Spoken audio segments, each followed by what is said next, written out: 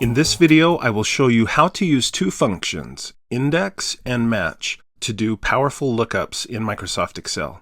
And here's the sample spreadsheet we're going to use for this video. If you want to download it and follow along, you can find it in the description below this video. And what we have here is a record of sales for a hypothetical media business that sells these things. And they've been tracking each month how much they've sold in each product category. So what I'd like to be able to do is go over here on the right, next to product category. I'd like to be able to type in, let's say, DVDs and the month of, let's say, June, and then be able to see the total sales of DVDs for the month of June. So how can we accomplish this?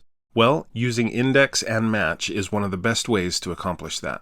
Let's start by trying to understand each of the functions, index and also match. So what index is meant to do is to help you pull out information from a range. So for example, I could use index to search this range and produce the information that's in the second column and the third row, for example.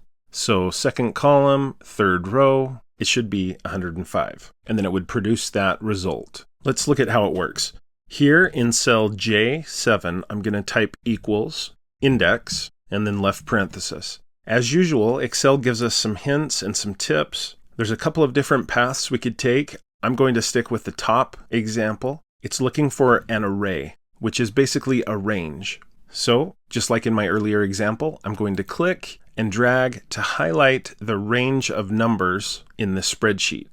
Next, Excel is expecting a comma and then the row number, comma, column number. So I'll put in my comma. Row number comes first. So let's say I do want to produce that 105. If you remember, my selection started here and continued all the way down to here. So this is row 1, even though it says 2 here at the left. This is 2 and this is 3. So I'm going to type in the number 3 to indicate the third row, and then I'll put my comma. What column is this? Well, it's the second column of what I had selected.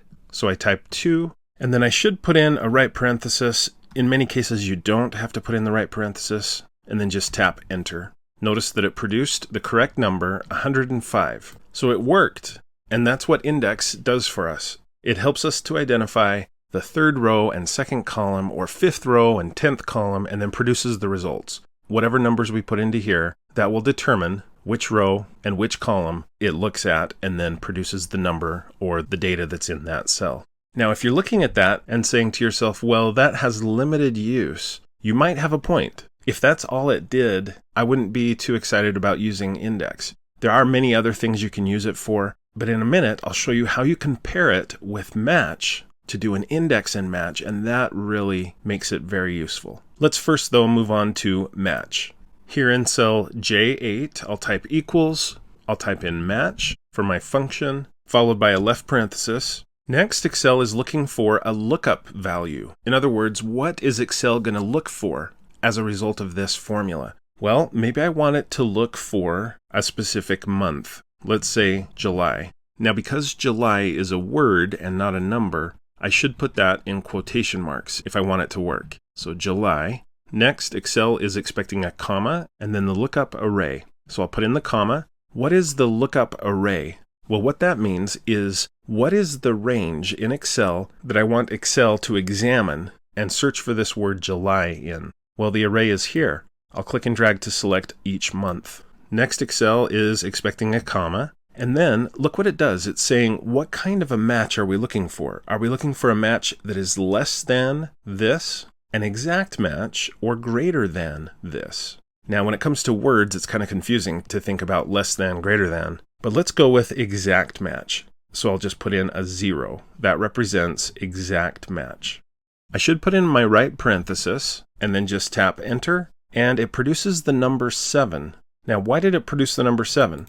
Well, because I was having Excel search this range starting in A2 through A12, looking for the word July. If you count it out, it's 1, 2, 3, 4, 5, 6, 7. It's the 7th item in the array or range. So that worked. Let's do a second example.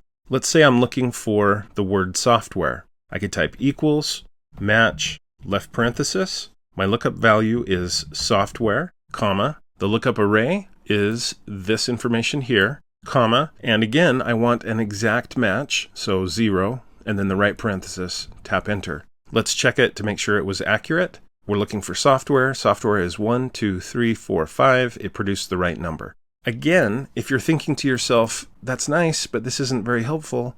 Okay, but what if, instead of typing the word software here, what if I tied the match function to something that changes? For example, DVDs and June. This is an area of the spreadsheet that I expect to change. I expect to type in different months, different categories. And so if I can tie these match examples to something that changes, it becomes a little more powerful. Let's take a look at how to do that. So here in my match example number 1, I could delete the word July, and instead of July, I'm just going to click in this blank month cell, tap enter, and it gives me an error. It's not applicable. But what if I now put in the word July, tap enter?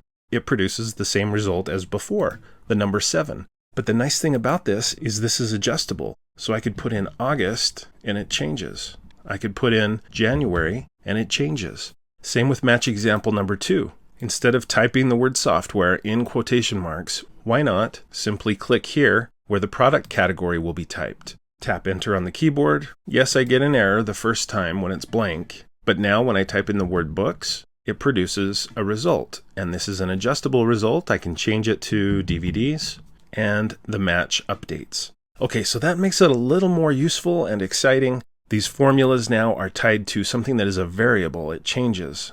Now we can put both of these functions together, index and match, in one formula to automatically produce the sales of DVDs in the month of January, for example. So let's do that. I'll click here in cell J5, type equals, index, left parenthesis. If you remember, the point of index is to look at an array or a range and then produce results based on the column and row that are specified. So it's first looking for an array. Let's give it that same array that we did before. Just click and drag to select that range. Now Excel is expecting a comma and then the row number, comma, column number. So I'll put in my comma. Now what row number do I put here? Well, I don't know which row number to put. It's going to be a variable. It's going to change based on what has been typed into this cell here for month, right? That will determine the row. And I don't know what's going to be typed in that cell. So this is where we use the match function. This is using one function within a formula that starts with a different function, index. After match, we put a left parenthesis. It's looking for a lookup value.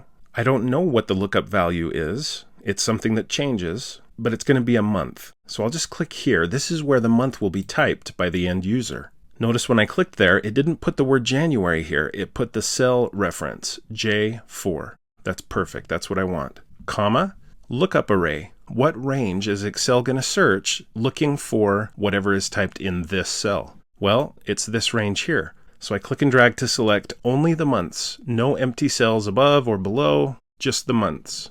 I put in my comma. What kind of a match is this going to be? It's going to be an exact match, so 0. And then my right parenthesis. Now Excel takes me back and reminds me that yes, I've been using match, but this is really an index formula. That's the function that started off this formula. And so it's reminding me I need to now go in and put in a comma and then the column number. So here's my comma. For the column number, again, I need to match it. I don't know exactly what the column number is going to be, but it's going to be based on what's typed here in the product category box. That will determine which column I'm interested in. Left parenthesis. Now Excel is looking for a lookup value. I don't know what that's going to be. It's a variable. It will change, but it will be located here. So I click there, J3, comma.